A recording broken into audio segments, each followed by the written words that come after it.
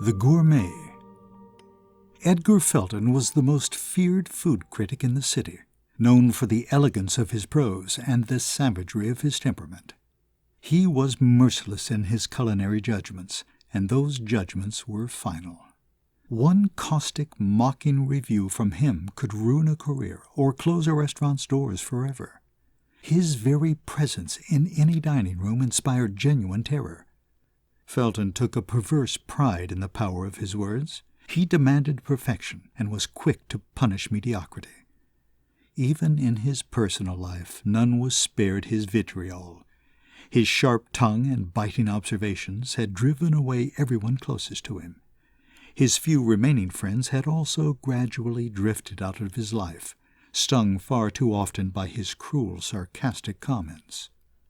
He was on his usual evening walk, a ritual he used to clear his mind of the day's banalities and compose his column. As he walked, he would gather his thoughts and carefully craft his surgically precise sentences. He would often recite those lines to himself, enjoying his own wit and style. The air was cool, tinged with the faint scent of rain-soaked pavement. The street lamps gleamed softly. Felton walked alone, as always, his hands clasped behind his back.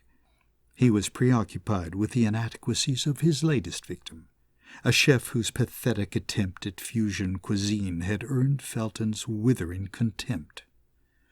"Mr. Felton?" The voice came from somewhere behind him. Felton turned, frowning, and found a small, unremarkable man smiling timidly at him. "Do I know you?" Felton asked curtly. "No, sir, but I know you," the man said. "I'm a great admirer of your work. Your reviews are superb, absolutely unparalleled. Nobody captures the essence of a meal quite the way you do." Felton granted the man an icy smile. "Thank you," he said. "You have no idea how much that means to me. I'm deeply moved." Then he quickly resumed his walk, attempting to recapture his previous train of thought. Undeterred, the man caught up with Felton, matching his pace. "Forgive me, Mr. Felton, but if you could give me just one more moment." Exasperated, Felton turned and glared. "Am I being too oblique, overly subtle, unclear? Go away, you tedious little person." The man laughed nervously. "I apologize, Mr. Felton. I simply wanted to tell you about a very special restaurant, one that you've never heard of." "Impossible. I know every restaurant of note in this city." "Not this one, Mr. Felton. Over the years I've read all of your reviews, and you've never once mentioned Saveur Infini." Felton stared at him appraisingly, considering whether to indulge this annoying little character or dismiss him. Finally he said, "Congratulations. You've managed to intrigue me. Continue." "Saveur Infini," the man said, lowering his voice conspiratorially, "is an exclusive establishment, hidden from the public eye. It caters to an extremely elite clientele and serves an extraordinary cuisine, fit only for the most discriminating of palates. Very few know about it, and even fewer have actually dined there." "And may I assume that you are one of those elite few?" Felton asked sarcastically. "Me?" The man shook his head sadly. "No, Mr. Felton, I've not had that pleasure. I would never be permitted past their doors. It was only by the purest chance that I became aware of Saveur's existence." The man brightened and continued, "On the other hand, someone of your caliber, your refined taste would be most welcome." Felton pondered the man's words for a few moments. Finally he asked, "And where exactly is this mystery eatery?" "I don't have a precise address, but if you like I could take you there." "When?"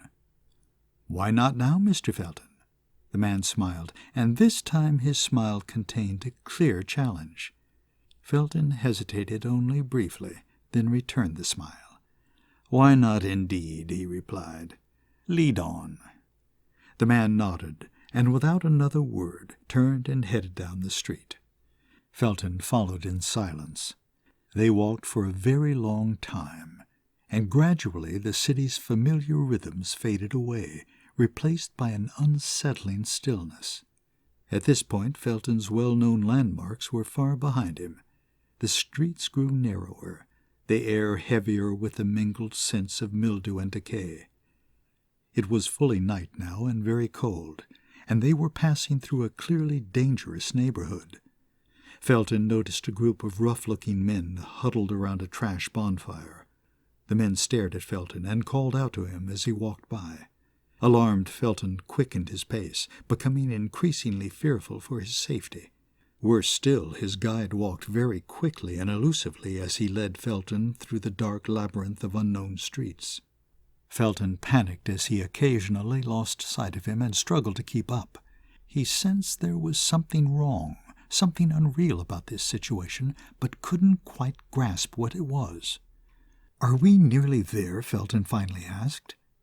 "Almost," the man replied without turning. "Don't worry, Mr. Felton. The destination will justify the journey." "Spare me the clichés," Felton snorted.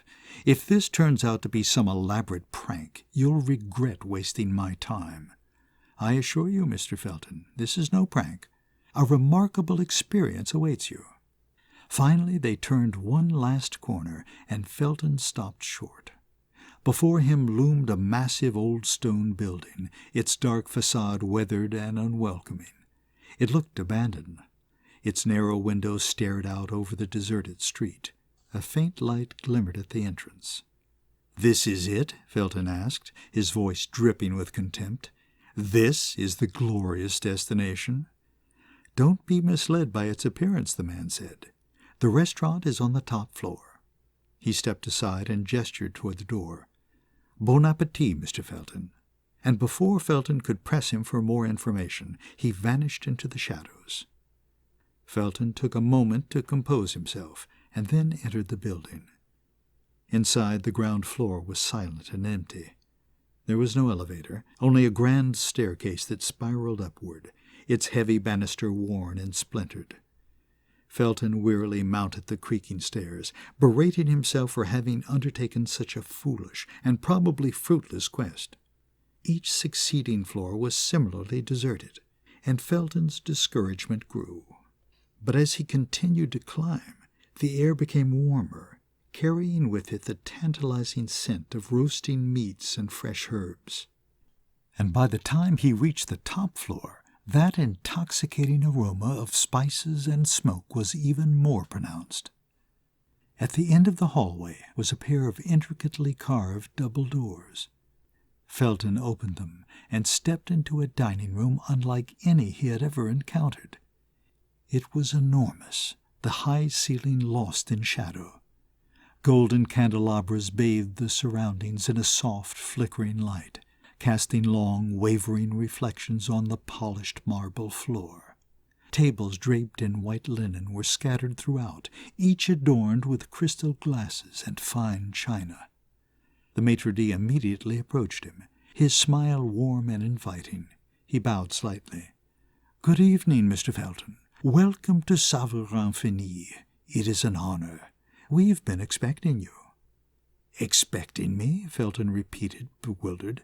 "Why in the world would you have been expecting me?" "We knew you would find us eventually," the maitre d' responded. "Those with the most uncompromising standards of culinary excellence always do. Please allow me to show you to your table."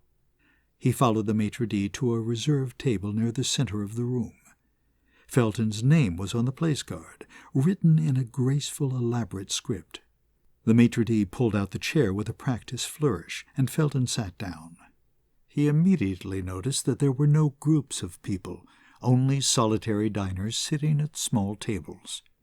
The silence was complete, except for the sound of silverware scraping plates and the occasional shifting of a chair on the marble floor. The other diners watched them until Felton was seated. Then they returned to their meals. "You have an unusual seating arrangement," Felton commented. "Admittedly we do," the maitre d' said. "Here at Saveur-Infini we feel that nothing, including conversation, should distract from each diner's appreciation of the food." He leaned in and added softly, You will have a personal chef preparing your meal tonight, someone who is uniquely qualified to tailor every dish specifically to your taste. You are in for a rare treat." "We shall see," said Felton, still skeptical. The maitre d' bowed again and left Felton to await his meal. The first course arrived on a silver tray. It was a small, delicate arrangement of ingredients that looked almost too exquisite to disturb. A dollop of golden caviar crowned a thin slice of ruby-red fish, surrounded by droplets of emerald-green oil that glittered like jewels. Felton scanned the presentation with his usual critical eye, looking for flaws. There was none. Then he took a bite, and his skepticism dissolved instantly. The flavors were extraordinary, each note perfectly balanced, the textures sublime. He leaned back in his chair, savoring the lingering aftertaste. Course after course followed, each more inventive and delicious than the last. There was a velvety soup infused with rare spices, a tender cut of meat that melted on his tongue, and an intermezzo dessert so light and airy that it seemed to defy gravity. Felton, a man accustomed to finding fault, found only perfection. For the first time in years, he was rendered speechless. But as the seventh course was served, something shifted. It was a dish of roasted game with a dark, glistening sauce. The first bite was transcendent, but the second carried a faint bitterness, a hint of something acrid and unpleasant. He frowned, taking another bite. The bitterness deepened, spreading across his palate like an infection. By the fourth bite, the flavor had become almost unbearable. He pushed the plate away, his appetite soured. The waiter returned and cleared the plate without comment. Moments later, the next course arrived. It was a deceptively simple dish, a piece of seared fish atop a bed of delicate greens. But when Felton tasted it, his stomach turned. The bitterness was there again, stronger this time, mingling with a metallic tang that set his teeth on edge. "What is this?" he demanded sharply.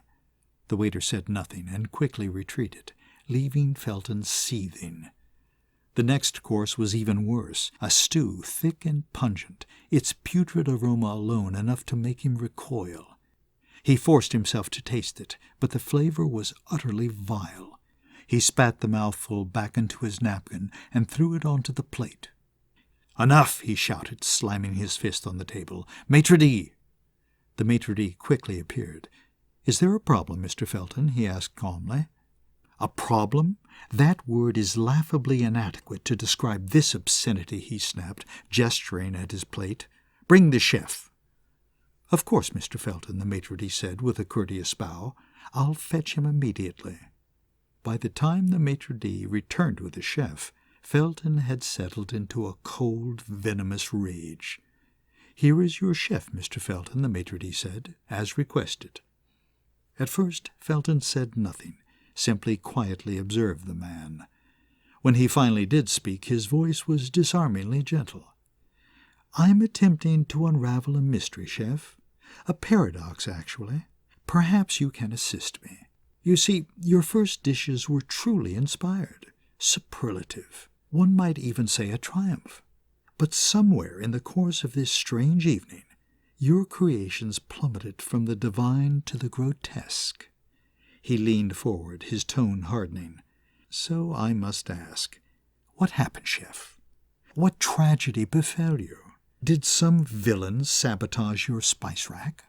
Did your taste buds suddenly expire? Perhaps you suffered an unfortunate cerebral incident." Felton paused and smiled maliciously. "Or were your initial successes the result of sheer blind luck? Did you simply blunder away at your pots and pans, and the universe miraculously allowed you to get it right?" He reclined slightly and folded his hands. "Yes, that must be the explanation, however improbable. The proverbial monkey at the typewriter, or in this case in the kitchen." Felton waved his hand dismissively. "Taste is a gift, chef. One either possesses it or one does not. It can be neither taught nor learned. I suggest you seek alternative employment. Cookery demands taste, and you clearly have none."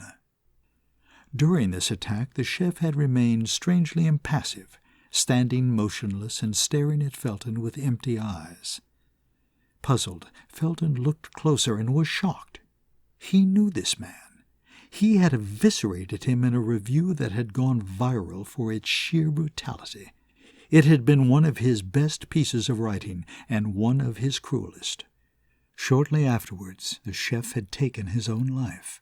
Felton had even been callous enough to joke about the man's death, citing it as a vivid illustration of his influence. Astonished, Felton looked at the maitre d', who smiled broadly at him. "Ah, I see you finally remember Chef. He certainly remembers you, Mr. Felton." "This can't be," Felton murmured. "It isn't possible." "And yet Chef stands before you," the maitre d' replied, stepping closer. "Taste, Mr. Felton, taste. That's what it's all about, isn't it? You have always relished your words, haven't you? Rolling them around in your mouth, savoring every delicious morsel. But you have never tasted them as others have, as poor Chef has. He has intimate knowledge of their true flavor and texture." The maitre d' bent down and whispered into Felton's ear, "As will you, Mr. Felton. Here at Saveur-Infini, you will unfailingly be served the consummate meal, perfectly seasoned with them. As you can see," he added, gesturing around the room, "all of our guests are also being served their own special meals." Felton gazed at the other diners. They had been quietly observing this scene, but now solemnly resumed eating. The waiter placed another dish in front of Felton. It was gray and oozing. The rancid odor was overpowering. Horrified, Felton attempted to rise, but some implacable force kept him seated. Simultaneously, he was consumed by a ravenous hunger. He looked at the hideous meal and gagged, but the relentless, insatiable craving compelled him to begin eating. Course after course followed, each more revolting than the last, as Felton's agonized screams echoed through the cavernous dining room. "Why do you always read the obituaries first?" she asked. "It's morbid." Her husband, engrossed in his morning newspaper, shrugged. "I find them fascinating and occasionally informative," he answered. Then he fell silent again, which always annoyed her. "So, fascinate and inform me," she persisted. "Well, let's see," her husband said, searching the notices. "That Felton guy died a couple of days ago." "Who?" "You know Edgar Felton, the food critic." "Oh, him. I guess he was an okay writer, but I heard he was a horrible person. How did he die?" "Apparently in his sleep." "Heart attack?" "I don't know. It doesn't say." Her husband looked at her and grinned. Maybe it was something he ate. That was The Gourmet, one of my short stories. I hope you enjoyed it. I'm James DeNoss. Until next time, thank you for listening.